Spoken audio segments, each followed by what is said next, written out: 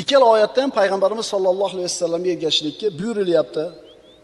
Muhammad alayhisalomga ergashmagan odamni dinsiz deyapti bu oyat. Muhammad alayhisalomga ergashishlik, itoat qilishlik iymonning sharti. Bunga o'xshagan oyatlarni keltirsak bo'ladi.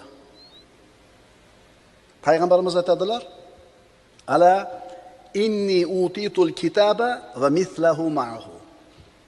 Mana endi Muhammad alayhisalomga ergashishligimiz kerakligiga hadisdan dalillar.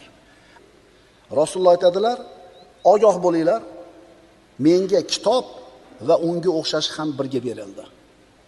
Menda Qur'on bor va yana Qur'oncha ilm bor." Yana bir rivoyatda ala inni utitul Qur'ana va mithlahu ma'ahu dedilar.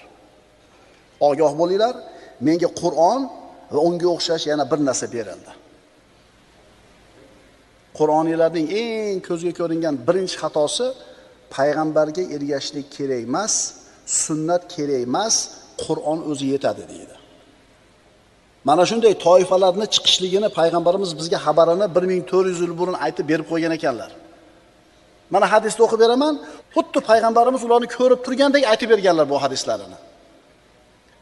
Bu hadis Imom Ahmaddan, Ibn Mojadan Rasululloh aytadilar: "Yushiku an yaquda ar-rajul muttakiyan ala arikatihi yuhaddathu bi hadithin min hadithi fayaqul baynana va baynakum kitabulloh." Rasululloh aytibdilar, yaqin orada bir kishi o'zining o'rindig'ida yonboshlab o'tirib olib, mening hadisim haqida gap kelsa aytadiki, oramizda Allohning kitobi bor. Fama wajadna fihi min halalin istahlalnahu va ma wajadna fihi min haromin harramnahu. Payg'ambarimiz aytayaptilar, yaqinda shunaqa odamlar chiqadi.